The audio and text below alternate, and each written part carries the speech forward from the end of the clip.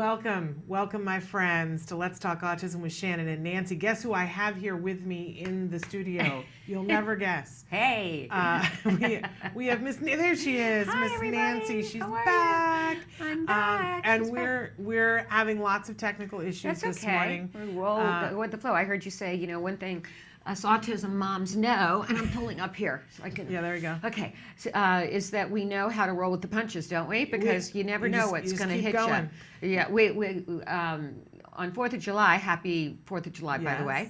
I was with another autism mom and her family, and we were in Camarillo, California, where apparently it's quite the big story that the fireworks that normally it's like literally thousands of people that come to see this infamous fireworks. And also the Camarillo, California band plays, and they're great. And so we get there really early, we had the picnic and everything, and then the band is playing, and then the band is doing all these John Philip Sousa and, all this Americana stuff. Then they start going into the whole soundtrack of The Phantom of the Opera, and then they start going into the whole soundtrack of Les Mis, and we're starting to get a really bad feeling about the fireworks, because they're like, oh, not ready yet. So finally, they said there were technical problems. At 10:30 we leave. And then I guess they made the announcement as we were walking out, but that they didn't do them ever. No, but apparently fireworks have become, computer controlled. Oh, yes. Which is really kind of sad, because back in my TV days, I did a show on a story on the guys. I forgot, it was an Italian name, and they set them all up. The Gambini The brothers. Gambini. I did a story on them. From Long Island. Yeah. But anyway, talk about a fun experience leaving with two kids on the spectrum who had been waiting for the fireworks, and leaving and having to walk 2 miles back to the car with these two kids. Yeah. Really disappointed. And, at one point, Marcy and I turned to each other and said, you can't script this stuff. What can we do but laugh? Right. Because the whining, the perseveration, when are we going to see them? Can we come back tomorrow? Are they going to do the show eventually? Are they going to reschedule? I don't know. But all right. Well, we're rescheduling doing On the Spectrum, so that will come to you guys. Okay, that'll come later. That will come later, I promise. And we recorded it. It really does teach you how to kind of roll with the punches. You have to. What are you going to do?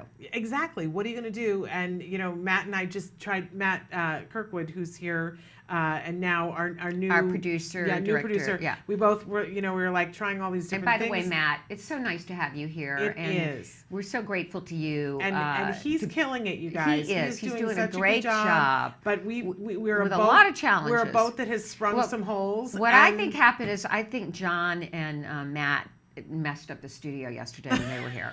Because I think they had entirely too much fun. They did have too much fun. They were laughing really hard. They were laughing really hard, and I think they jinxed it for us. I don't know. Somehow they messed it up. We've been having problems for a month. I think it's all the heat and the electricity and the age of our show that just some wiring has gone cuckoo. All right. And, anyway, we've got some quick news, and then we've got great guests. We've got Vince Redmond coming up in a few minutes, and then we have Cornelia Susskind, live animated, which I just watched, and if my eyes are red, Amy will tell you I went through a box of tissues, because it brings up so much. Absolutely. So much of what. It's a beautiful, beautiful so film. And, I said to you last night, I would be willing to bet that it will be nominated for an Oscar this year. I absolutely. For documentary. For documentary, absolutely. I can't imagine why it wouldn't. It's just it's just really so well told. And, well, we're going to talk to Cornelia, which, she in the movie is just such a compassionate, loving mom that every autism mom can relate to. And the feelings and her honesty in the film, and the whole family you fall madly in love with. Absolutely. Absolutely. So we're going to get to all of that. We had a couple of news stories, and then we're going to go to a break and come back with Vince. First one that I just added in this morning, there's a study that's coming to us from Spain. Prenatal exposure to acetaminophen may increase autism spectrum and hyperactivity symptoms in children.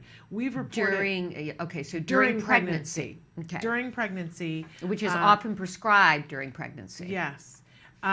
So we've talked a lot about acetaminophen on the show. Yes. And I think we only have one camera that's working now because it's on you. No, no. Oh, come on there we over go. here. No, there we go. No, you're there. You're but there. anyway, no. I just you. was like, it's the Nancy show, and that's fine with me because I have a face for radio. But Stop. but in any case, acetaminophen. We've talked about it a lot on the show that more and more people are looking at acetaminophen. This is the first study of its kind showing a direct link. When you look at the way autism has grown over the entire world, and every single place on the earth it has grown in the same rate. There are some hot spots where it's grown a little bit more, but there is one notable place on the face of the earth that has not had the huge increase in autism, and that's Cuba.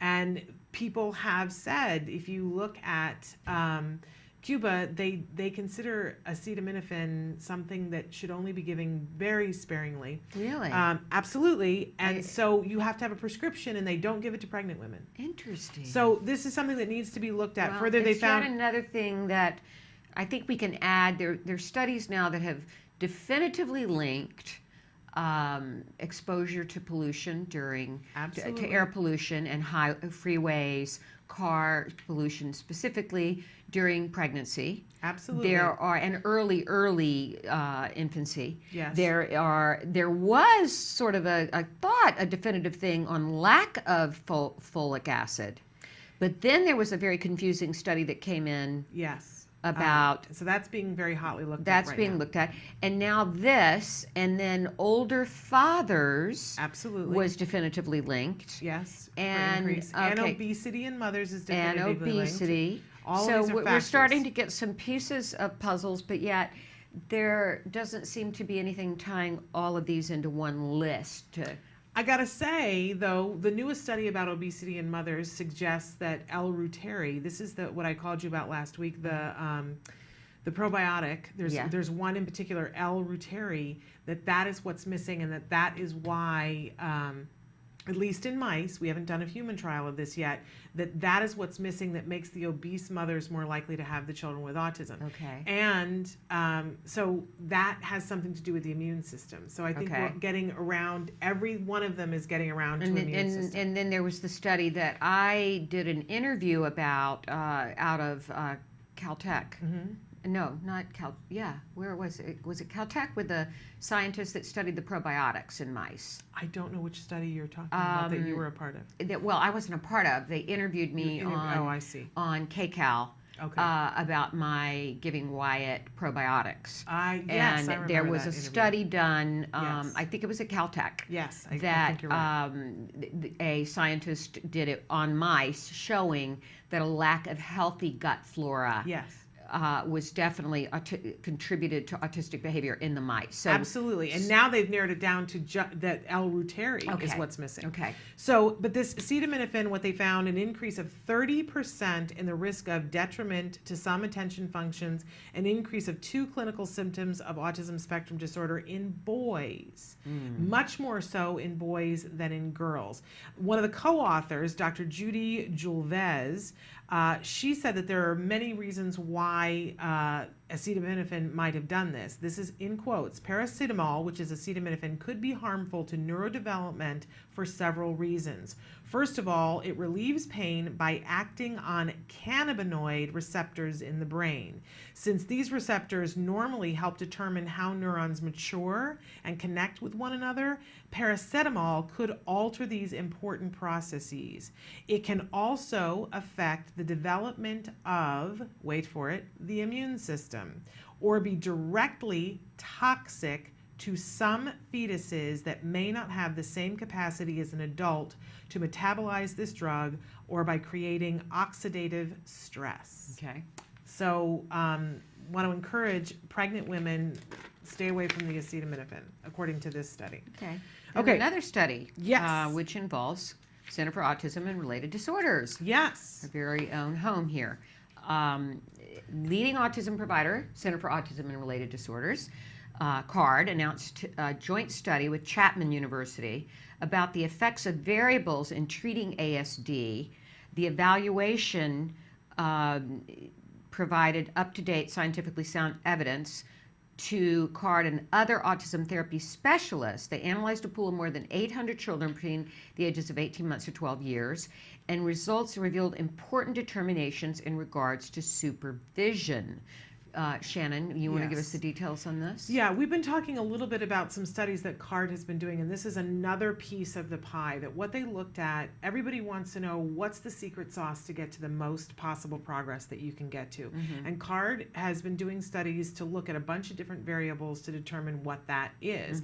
And what they found, first and foremost, in this study is that if you have a BCBA on your case, and the more experience that that BCBA has, that your child is more likely to make better progress. That experience that that person has, and having gone through the rigorous process of the BCBA, makes a difference. But what they didn't find is that used to be that a lot of providers, we had these lengthy clinics, where we would be there with everybody on the team, especially at CARD, they used to do this. Every 2 weeks. And every 2 weeks, and you it would go be in 2 hours. 2 hours with your supervisor and the your team supervisor of the therapists that worked under them. Right. And there are new guidelines that the insurance companies have given that don't provide for that. Okay. And everybody was kind of up in arms going, well, how are we going to have everybody on the same page? If it's effective at making the progress, then why are we cutting the... So CARD studied it and found that it doesn't make a difference to the child's progress.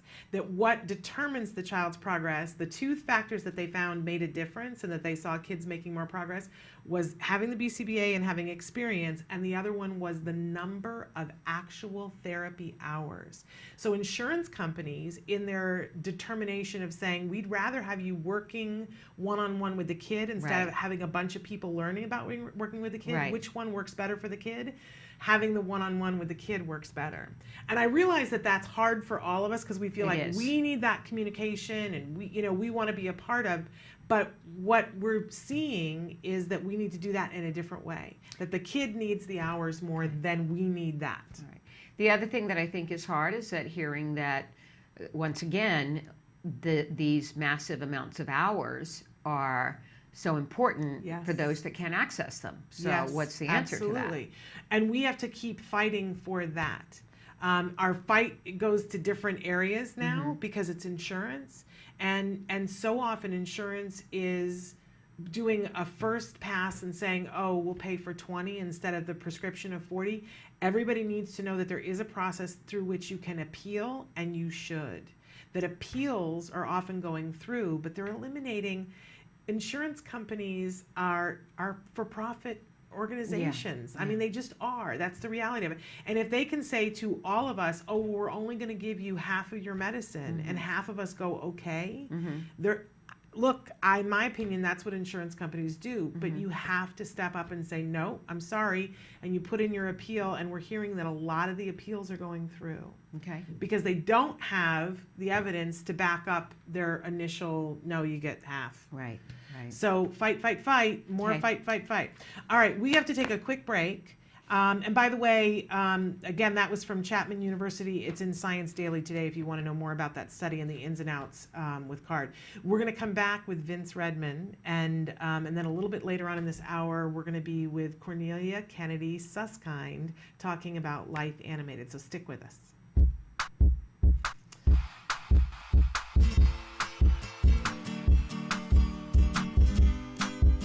Hey guys, welcome back to Smarty. Today we're going to be making homemade glow-in-the-dark bouncy balls. So let's get started. The materials you'll be needing are 2 mixing bowls, something to stir with, measuring spoons, borax, cornstarch, water, glue, and glow paint and food coloring.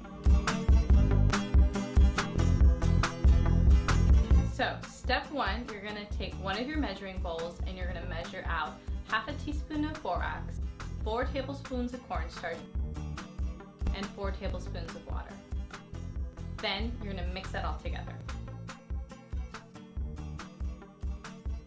I'm going to set this aside. In another bowl, I'm going to mix my glue and my glow-in-the-dark paint and any food coloring I want to use to make it a special color.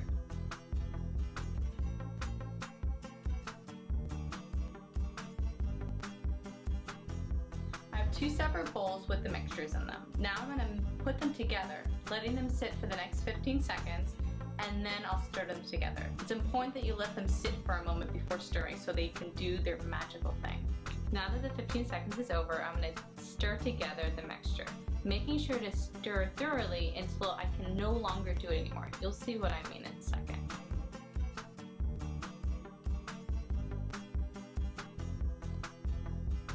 Now that I can no longer stir it, I'm going to start rolling around my hands to make a ball. And voila, very own homemade bouncy ball. Woo! Well, I hope you had fun with this activity today. Until next time, craft on, guys. And you see me flying by your side.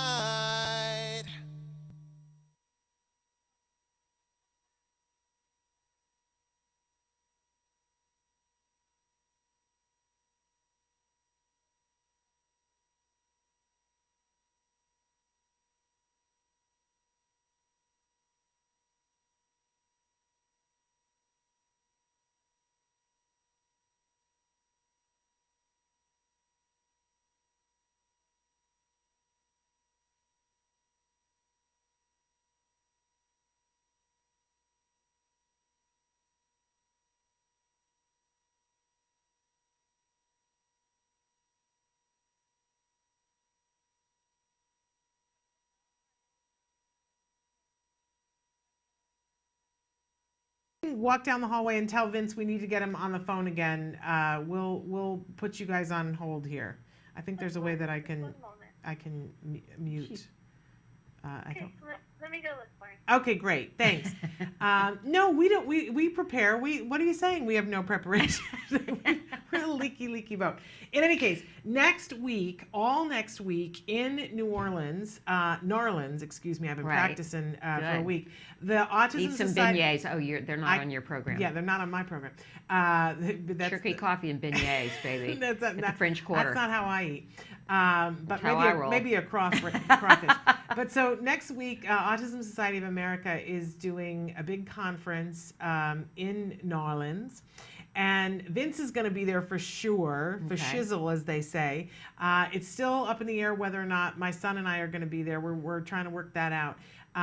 So we were going to talk a little bit about that. But in any case, Dr. Doreen Granpeche is going to be back next Wednesday, and you're going to be here. So you guys are going to pilot the ship without me. Okay. Hopefully we're going to plug the holes before I leave so that you guys have it down. And tell us about the conference. What's it about, besides Autism Society of America? It's Autism Society of America. They got an amazing lineup of speakers. Dr. Temple Grandin is speaking. I don't know whether she's there live or not. Steve Silberman from Neurotribes is going to be there and going to be speaking. You know, that I'm excited to meet him because he and I perhaps didn't get off on the best possible foot. That he wrote a piece in the LA Times that I took issue with. Yes. I mean, I'm just going to be honest about that. There was something that he said that offended me to the core of my being. My feelings were hurt. Can you tell us what that is? Absolutely. He wrote many things in this article, so I don't want to minimize it to this, but sometimes something happens and it touches your feelings and it hurts your feelings. One of the things that he said was that he objected to, I don't know if we have somebody coming on the line, he objected to Autism Speaks Board of Directors because it was, I understand from what his response to me was that he was less saying that he was offended that there were a bunch of parents on the board as much as he. Hello, Vince, are you with us? I'm here. You're gonna have to wait for my story to end. Okay. Okay, Vince. So sorry, we got you on the phone again. Does this work for you? That's fine. I was in a session, so I just got out. Oh, do you want to go back to you're on live right now. We're live right now, my dear. But if if you need, we're only going to keep you for a few minutes. If you want to go back to your session. No, I'm okay. good. All right. All right. Fabulous. But anyway, so I was just briefing Nancy about the fact that you definitely are going to be in New Orleans next week, and that we're hoping that I'm going to be there with you. I'm going, yes. Yes, I know that your plans got firmed up. Mine are still somewhat left of firm. But so we were talking a little bit about the conference and some of the different people that are going to be there, like Steve Silberman from Neurotribes. and Dr. Grandin is speaking at some point, but I don't know if she's Skyping in. Sometimes she does that. And a wide variety of different things. But Vince, what's your plan for there? What are you going to be doing at the conference? That's a great question. I have no idea. Oh, you don't know? Okay. Well, Mine was confirmed yesterday as well. Yeah. I mean, as you and I both know, we were approached, to go out there, and so yeah. Yesterday was the hey, you need to some travel arrangements. So you're going to New Orleans. Yes. Fantastic. So when I asked what are we doing, we have an exhibit booth there that's going to be there for obviously displaying the wonders in the wonderful services that we have at CARD and the different things. But I think the reason we were asked is to really show the more the intricate and wraparound services we have for families. Exactly. Discussing the integration of the importance of family participation in ABA studies, ABA treatments, and really show that I think the change in it's not just CARD, but the change in the environment, the ABA environment, is looking more at the whole family, looking more at the parents' needs just as equally as the child's needs, looking at the siblings' needs as equally as the child. Those types of things, and then explaining how we do it and all the different services we have with counseling and resources and roundtables and those types of things. But also to demonstrate, to the families, because this is one of the biggest conferences in the nation where families are going to be attending. It's more, as far as I understand, and maybe differently, this is more aimed for family attendance rather than professionals. Absolutely. So this is where it's good, where we're going to have that exposure to more families and show not only the trends in ABA, the trends in treatment, but also what we can provide for those families as well. And for me, this is exciting because it is more exposure to families, not necessarily just to professionals. Absolutely. And I think you hit it right on the money, Vince, that the reason why you and I were asked to go is so that we could talk more about, with people that were there, about the whole family and what it's like to be a parent, and the services that are available through CARD for families. Because one of the things that I'm most proud of CARD is that CARD is adding more and more services to treat the whole family. I got a big wake-up call yesterday about the fact that all that information is not necessarily trickling down to all of our families, which is one of the reasons why I really want to be able to go, is to talk with new families and existing families about what is available. I don't think there's anybody who is working harder on that, Vince, than you are, and making that a reality for services to be available to families.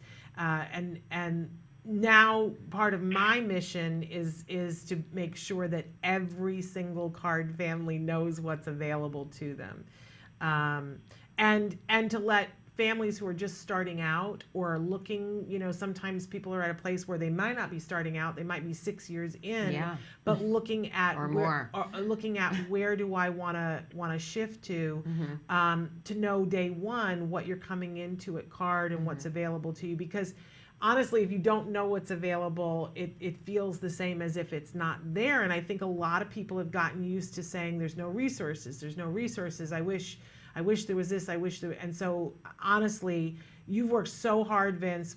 Part of where I need to pick up speed is letting everybody know what you've done. No, I appreciate that. And again, a lot of it is like you were saying, is the different services and availabilities to make sure all of our families know the resources, which, I mean, obviously you've sparked a concern with me to make sure that we with the growth of treatment, the growth of CARD, we want to make sure all the newer offices in particular are aware of all the services that are available to their families or available to their. But I think at a conference like this, at least for me, I look at a grander scale, right? I want to look at making sure that other agencies, other families, see the need and the necessity for this, so that they too can provide better services for the families. Because the more comprehensive services that are out there, the more kids that are going to get served. Absolutely. More families that are going to get serviced, and I want more families to get taken care of rather than just one particular individual in the family. Absolutely. And I don't know about you, but if I am coming, and like I said, jury's still out, but I'm looking forward to seeing a lot of old friends that I don't get to see very often. And there are a bunch of people that I have not gotten to meet in person. People like Anita Lesko, who was one half of the couple that had the autism wedding. Oh, right. She's And going to aren't be they there. doing that conference again this year? The Autism-live conference, Yes. they are doing again. Okay. And And that's in San Diego, yes, right? that's in typically in August. San Diego around August, September-ish. Okay. have to get So them back looking on. forward to meeting her and a lot of old friends like the Pocket OT, Kara Kaczynski is going to be there. Mara Parker is going to be there. Scott Badish will be there. From A lot of Autism wonderful Society. people that we have met along the way, and we enjoy getting to participate with them. So we're looking forward to being all under one, not quite one roof, because conferences are usually under 17 roofs, but you know what I mean. So Vince, I hope I'm there with you. We're figuring it out. We're figuring it out. It's all last minute. I get it, and that's hard to. And that's obviously hard to do with family and everything. Yes. Yeah, but summer's all about that. Roll with the punches. Roll I'm with the telling punches. you, this That's summer has what been. the theme of our show is today. Yeah. Roll with the punches.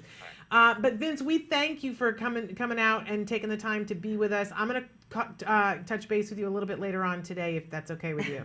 Absolutely. We'll powwow. We need to do that. We need to do that. And we'll talk next month about some more issues affecting our families as a whole. Yes. Absolutely. All right. Well, thank you, ladies. Thank you, I apologize Vince. for being a little late. No, I do you're appreciate fine. the Okay. time. I think we were actually on time, and we never are. Yeah. Thank you. So thank you, Vince. We'll talk to you soon. Okay, take care. Okay. Talk to you ladies. Bye-bye. Bye-bye. Bye-bye. Okay, that was Vince Redmond on the phone. He's a licensed marriage and family therapist. He is the head of Card Family Services, which is a wonderful, wonderful resource. We're going to take a break, and then on the phone, again, we are going to have Cornelius Susskind, one half of the couple that created the young man that is featured in Life. In fact, the whole family is featured in Life Animated. Yeah. Both of us had an opportunity in the last couple of days to watch the film, and we're very moved by it. Yes. We're going to talk about that. Potty with training Cornelia is different for and every hear more child. about A them. child can Great. come in Stick with with us. absolutely, no control over their bladder. No idea. And as long as that's not a medical issue, then we can certainly approach it behaviorally and give them the tools they need to be successful, just like any other skill that we would teach. Well, we think he's learning to pee on the potty. No big successes yet and lots of accidents. Here is the laundry from today. For some of our kids takes, just a couple days. And then for other kids, it can take months and months and months. And then when you're looking at complete independence, it can take years. Hey, you have to go pee-pee? There's a lot of different ways to tell if a child is ready. We look for a couple different things. Probably the most important is parents saying, I need this to happen, I'm ready. Second is, a child showing interest in the bathroom, and some of it is simply age. It's time to go ahead and work on this. What are you doing? Pooping. You're pooping? You first start with teaching the child what they need to do on the toilet. The basic thing we want is for them to drink as much liquid as possible. It's inevitable that if you drink a bunch of liquid, you're gonna pee. No, I can't help you pee. I can hold your hand, but I can't help you pee. Ultimately, what we want is that, the child, as soon as they're put on the toilet, they urinate. So that's step one.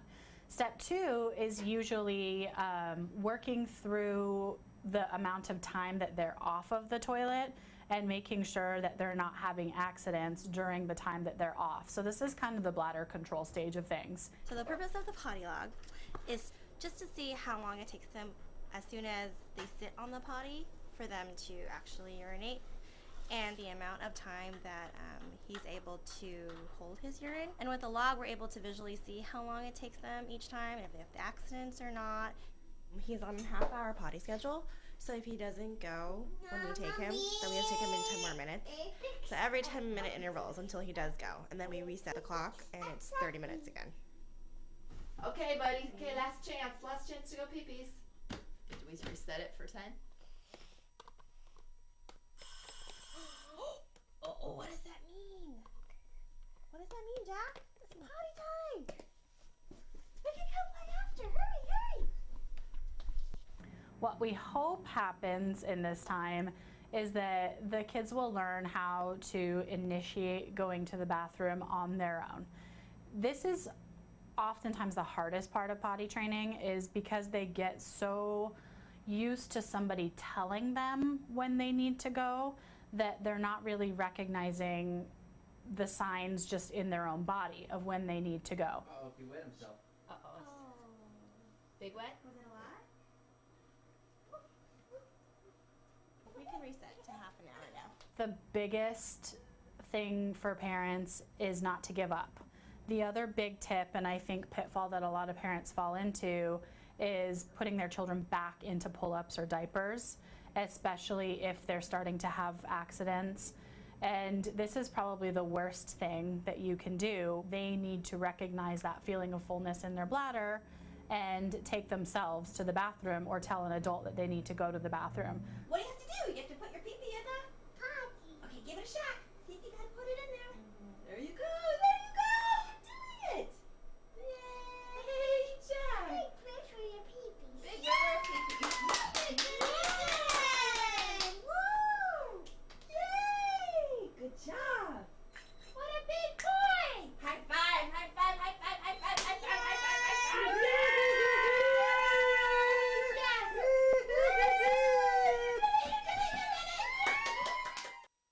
What is autism? What is autism? What is autism? What is autism? What is autism? What is autism?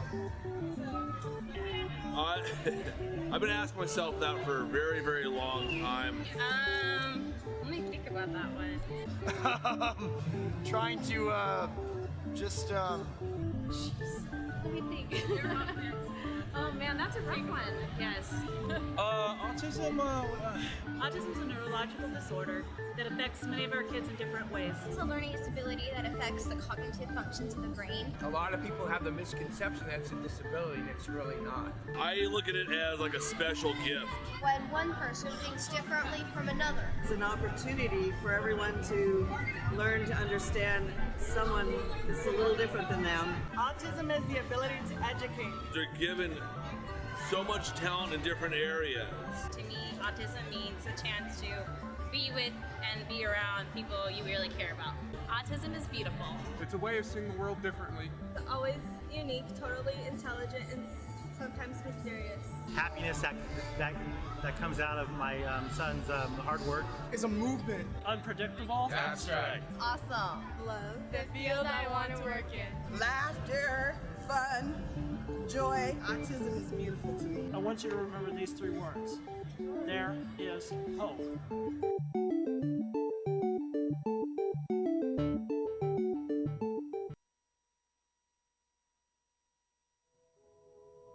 With all of you. Whoop. I don't know if we're back. Are or not. you on? Are we back? We're back. We're back. We're back. Oh, we're back. We Okay. are back. We're so excited, Nancy and I. We're like two Autism Mom fans because we have with us on the phone right now Cornelia Kennedy Susskind. She is the mom who is featured in Life Animated, the wonderful film that we've been talking about that Nancy and I got to see in the last 24 hours. And I was just saying to her on the phone that we're so thrilled that, you know, that it really features the entire family, but we're thrilled that we have Cornelia with us because you're an autism mom and you're, you know, I really want to talk a little bit about who you were before autism because you were an amazing force of your own, a writer who wrote for People magazine, an editor for Family Weekly magazine, a managing editor of New England Living, and later worked on the PBS documentary series Frontline. You were a woman with a career. Yes. And a whole lot of things happened when one of your sons ended up regressing into autism. And all of that is brilliantly depicted in the film. We really encourage everybody to see the film. It just came out on July 1st. But Cornelia, thank you so much for taking the time to be with us. Oh, thank you so much for having me. It's a real pleasure. I assure you it's all ours. But I wanted to start by just, as I was watching the film and I saw this brave, kind, considerate, together woman. And I wanted to know more about her. I wanted to know more about who you had been, because clearly, you know, the fact that you homeschooled him for a couple of years, you were clearly articulate and intelligent. And I thought, okay, you know, everybody's a little bit familiar with your husband, who's a Pulitzer Prize winning writer. But I wanted to know more about you and how your life changed when this all happened. Yeah, that's a great question, because it's a question that so many mothers face, whether they stop working or whether they continue with their career. I feel that, you know, as moms of children with autism, people with autism, adults in my case, you know, you're often so defined just by that fact. And of course, your time and your energy is usually channeled in that direction. Mm-hmm. So it is, you know, it's kind of poignant that our past sometimes gets obscured, or who we are as people, aside from being just a mom and doing the best we can. I was, as you say, I was a journalist for many years in New York and Washington, D.C. and Boston. And I continue to work. Our older son, Walter, is 2.5 years older than Owen, who is the subject of Life Animated. Walter is also in the film. Mm-hmm. And I continued to work after Walter was born and planned on working when Owen was born. But I did stop working. I worked part-time freelance after Owen was born just because I had 2 kids. And then we moved to Washington, D.C. 2.5 years later, and that is when Owen's regressive autism came to the fore. He had no symptoms whatsoever before. Right. So I was planning on going to Washington, continuing as a journalist, and when Owen was diagnosed, I put those plans aside and just focused completely on his care and education and Walter's as well. So I haven't worked as a journalist for a very long time. I sort of work as a shadow editor for my husband. Mm-hmm. He's a writer of books now. But I've actually gone into creative pursuits that are very fulfilling to me, because even though Owen is 25, I still spend, I would say, a day a week on his life. Mm-hmm. He isn't living with us, but just managing his care and work and other things that I'm sure you're very well aware of. Yes, we are. We are. And we're very well aware of that whole career thing that changes drastically when I spent 25 years as a television producer, and Shannon was in theater. I was a college professor, and here we are. And here we are. It's you know, the only way you can. Yeah. Go ahead. Go ahead, Cornelia. Years ago, I had when we were in Boston, rather in Washington, I had a luncheon just so moms could get the heck out of the carpool line and the therapist's office and everything. And I made name tags with our former careers and lives. That's great. We really are more than just drivers and interveners and once upon a time. Well, we want to talk, I just want to kind of give a synopsis for people that have not seen the film yet, because it just came out.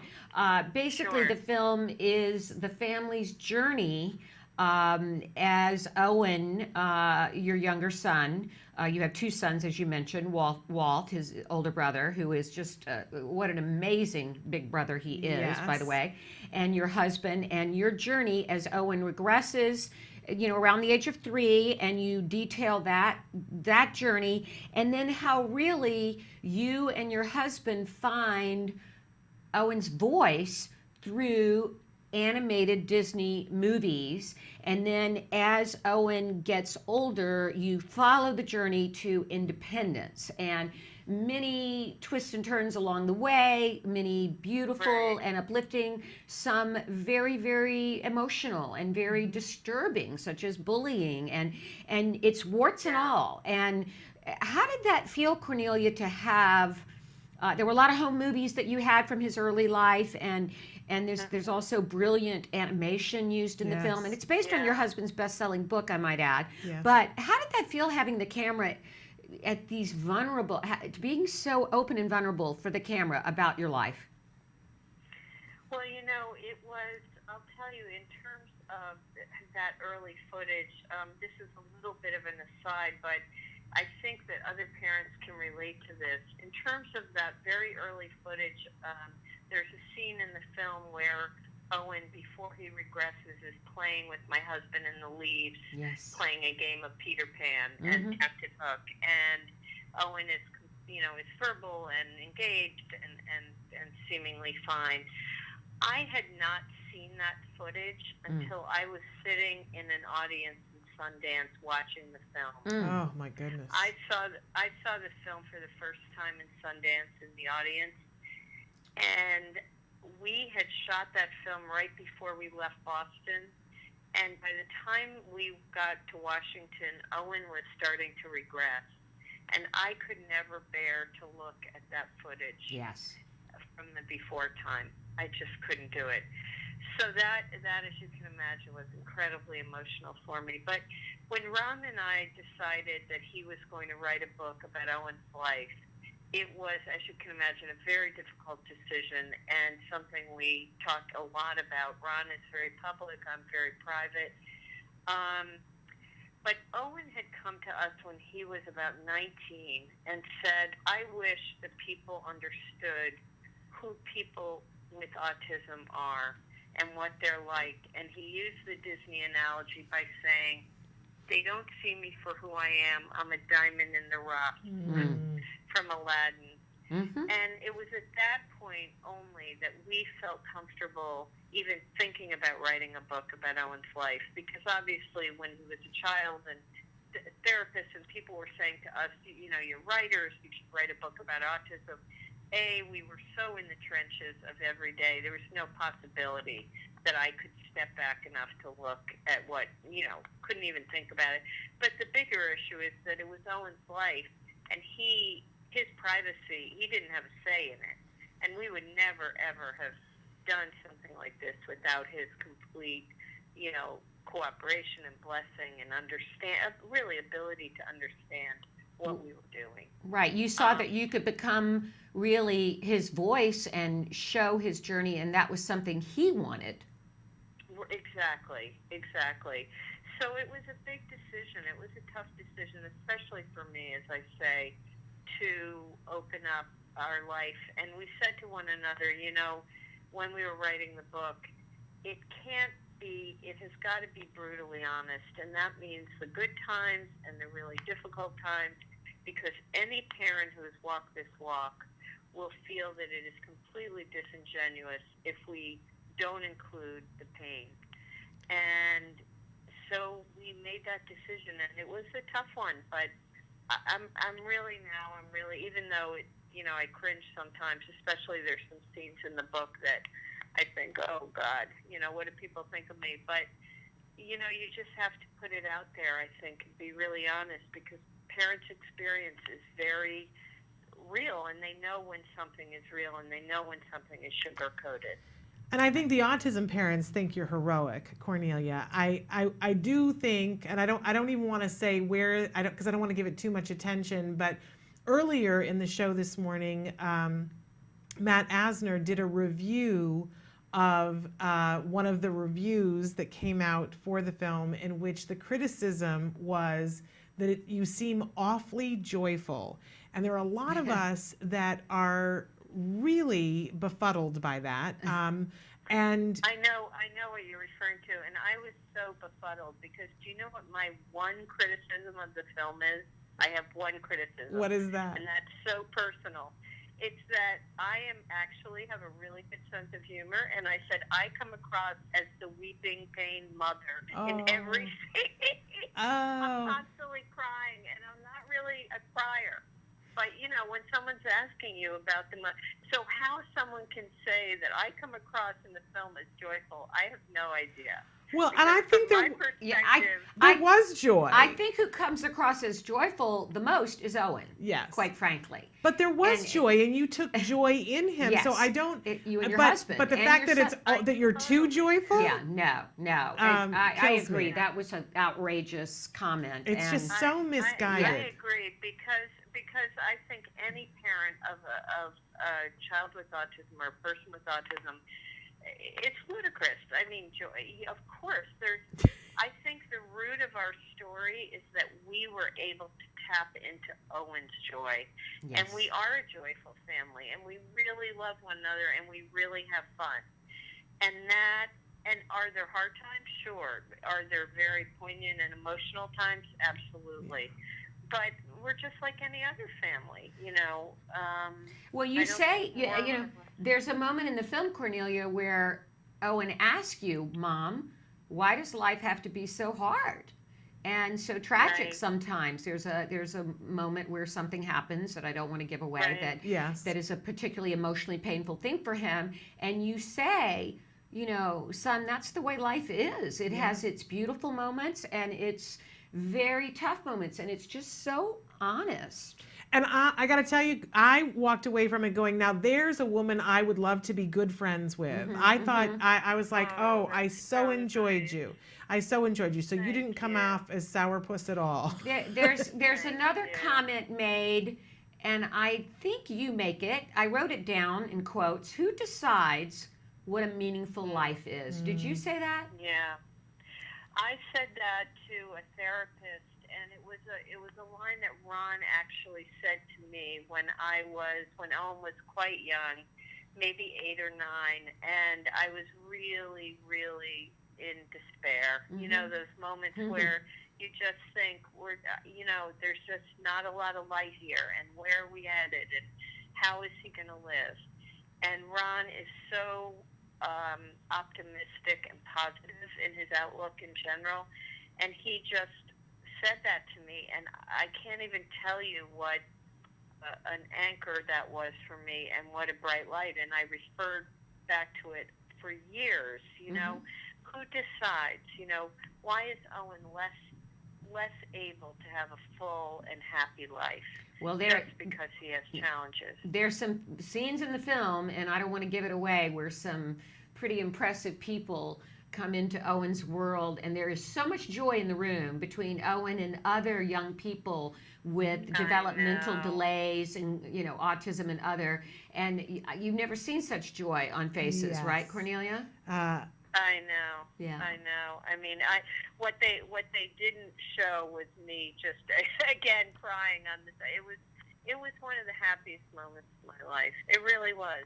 It really was. Yeah, one of those moments you cherish. And we should and say Owen's that life. Capacity for, We should say that the title Life Animated comes from this sort of epiphany that you and your husband had, that the way to reach Owen was through his obsession with Disney animated films.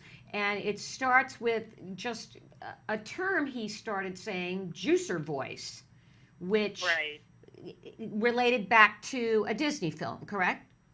Correct. So Owen was certainly, using echolalia at that point, but he kept referring to using this one word, and it was juicervose. And I, of course, thought he wanted juice, and he was, in fact, reciting a line from The Little Mermaid, just your voice. Because when we watched that film together, he kept saying it, and then there it was, the scene, and we put 2 and 2 together, and that gave us great, even though he was practically nonverbal, it gave us great excitement and hope that he was making a connection between what was going on in the sentiment and the meaning of the film to his experience.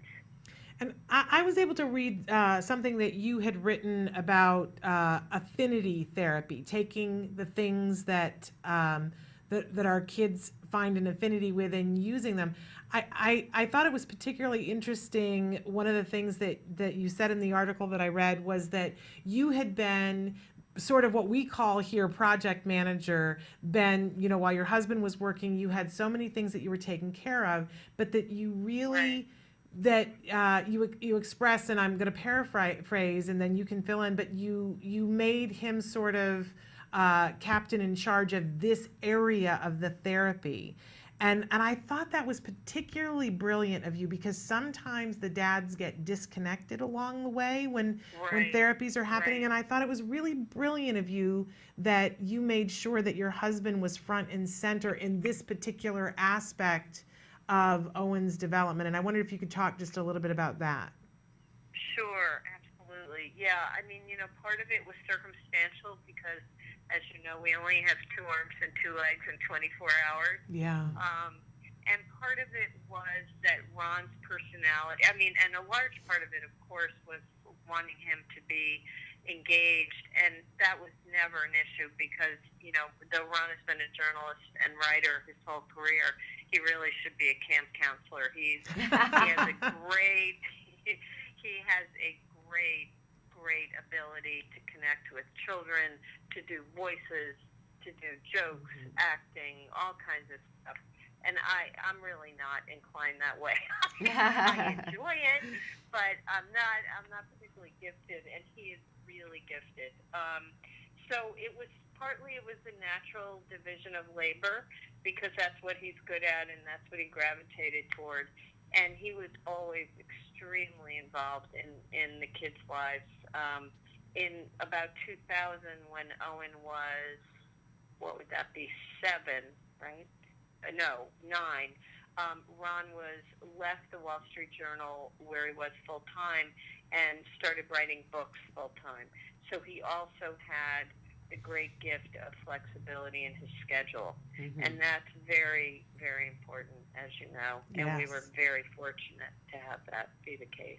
And also your son, Walter, yes, really, I have to just say, what a amazing young man he is, and you know, he really comes across as so compassionate, caring, and loving as a brother.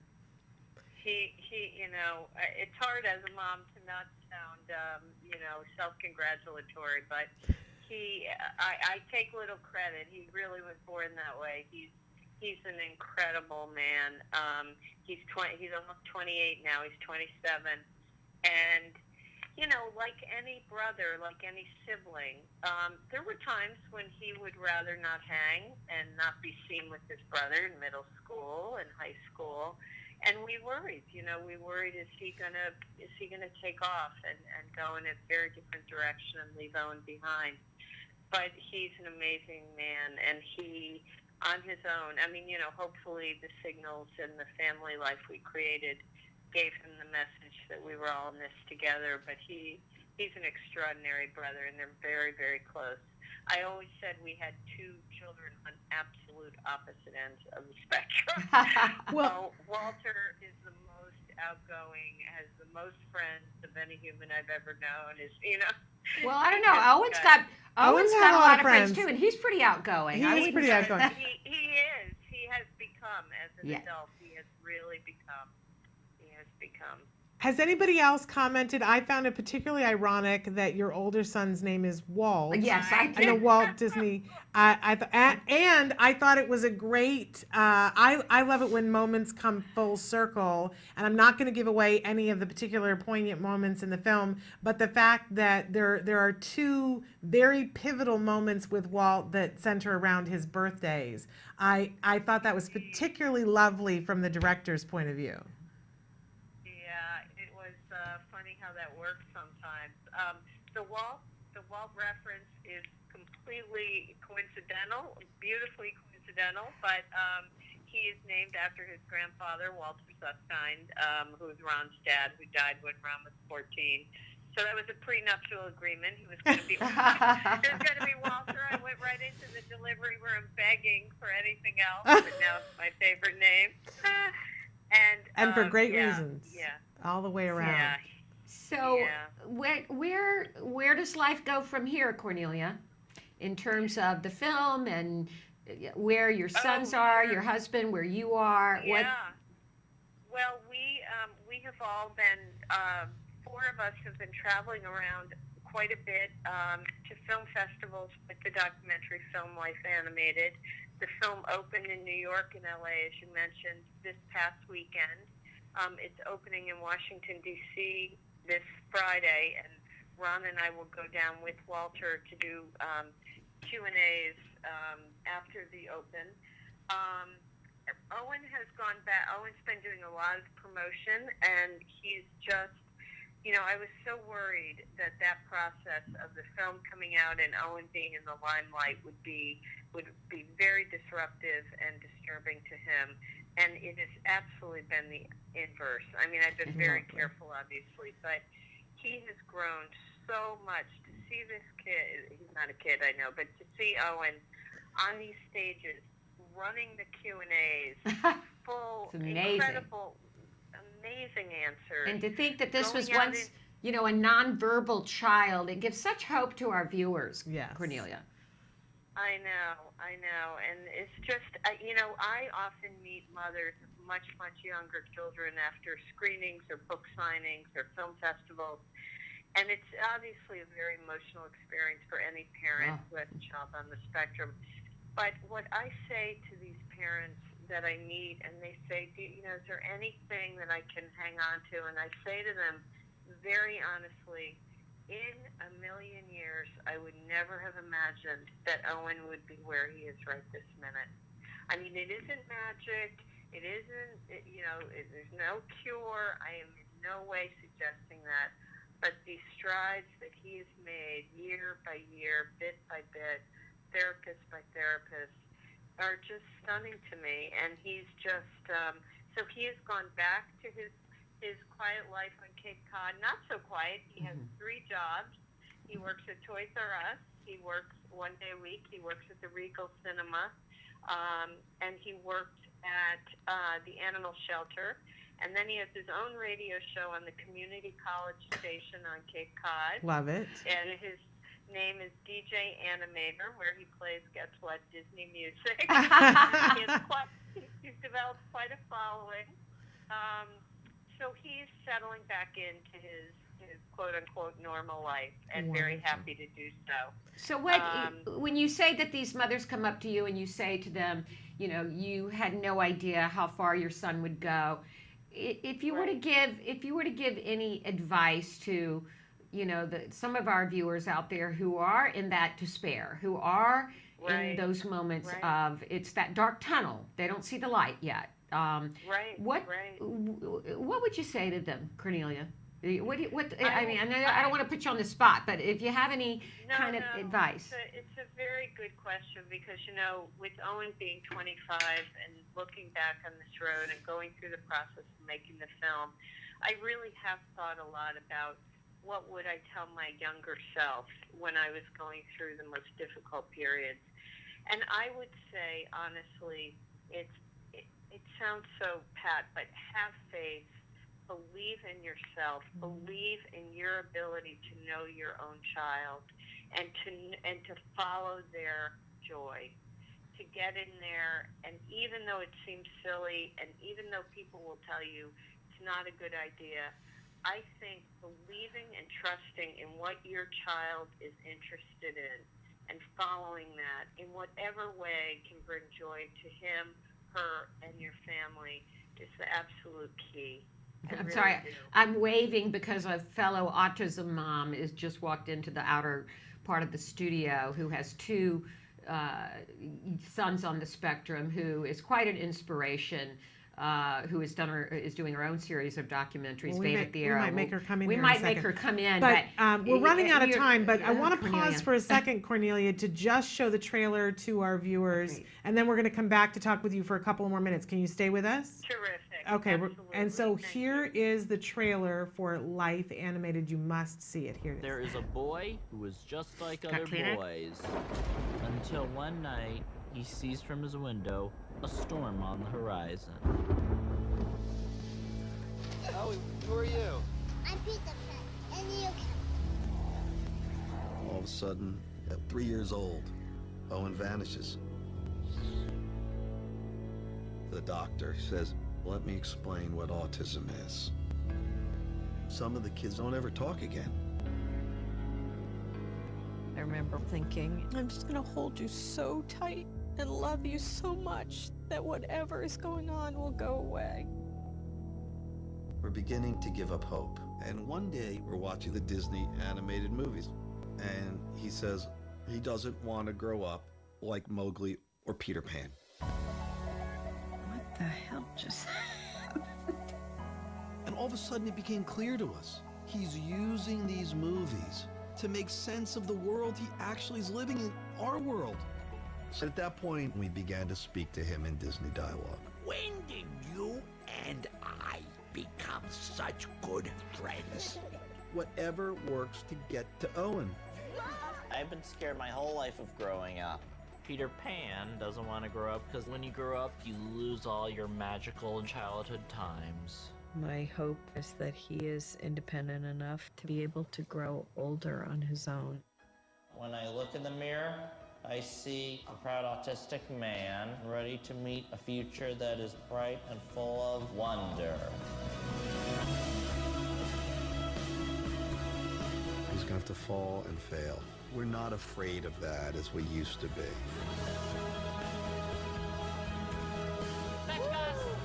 I just can't believe how far Owen has come. The future? I'm still searching for it. Who decides what a meaningful life is?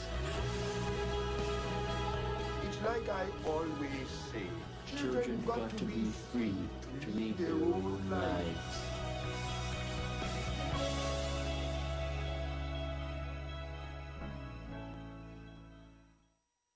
Just want to hug Welcome back. We're just so busy kvelling. That's what we're all doing here. And we just brought in Dana Thiero, another documentarian, and she saw the film. And what do you say to Cornelia? Bravo. I mean, that slice of life spoke to me in so many ways. I saw different aspects of my children. I saw aspects of children of friends of mine. And my younger son actually rewound Disney movies, and we knew what he was talking about. It's a wonderful thing when they can communicate through another medium. Yes, yes. So Cornelia, thank you. Yes, thank you so much for being with us. And I wanted to talk briefly about the fact that the film is out now in movie theaters. And is it wide release at this point, Cornelia? It is. It's opening around the country, and if viewers go to lifeanimateddoc.com, DOC.com, you can see every city and where it will be opening. We'd love for everyone, all of the community, and all of your friends to see the film. An independent film is a high wire act under any circumstances, and we would love people to understand who our children are in a deeper way, and hopefully you will after seeing the film. It's an important film. And Shannon has a prediction. And I said this earlier. I know I'm not the first person to say this, but I'm 100% sure that you are going to get an Academy Award nomination. We're gonna see you out here in LA for the Oscars, and we want to get together. The three of us want to take you out for mommy lunch. A mommy lunch to talk about our lives before and after autism. Okay. When you come out for the Academy Awards. It is. Okay, we'll keep our fingers crossed. It's already written. And ladies, thank you so much. Thank you for bringing me and for talking about the film. Oh, we so enjoy it. And I want to say this. I think, as autism moms, we so appreciate it. But I really want to say to all the autism moms out there, get your boyfriends, dads, and significant others to come and see this movie too, because it's an important film for the dads to see. It's very important. Being a single mom, that was the thing I loved the most. I loved that the mom was capturing the moments of the son and the dad. Yeah. And the dad's connection and the dad's dedication is what made this film happen. Yeah. Truly, truly lovely. Yeah. We loved your family, Cornelia. Thank you for joining us, Cornelia. Are we out of town? We're past time. We're past time. We want to thank you for joining us. We want to thank all our viewers. We want to remember our favorite 4-letter word, hope. Yes. And on behalf of autism moms everywhere, give your kiddos a hug from us. And yourselves a hug from us too. Bye-bye for now. Bye-bye. And that's that. No, and we're still continuing on. That's the end of it. No. We're out of time. We're out of time. We're out of Did we time. say So goodbye? we did say goodbye, but we're still live. So I don't know whether we've had so many technical problems today. Maybe we're not capable of not being anything other than live. We're going to say goodbye one last time. All right, you Matt, tell are me, we 'cause I able don't to have end? IFB. All right. Bye-bye for now. Bye-bye. Are we not? There we go.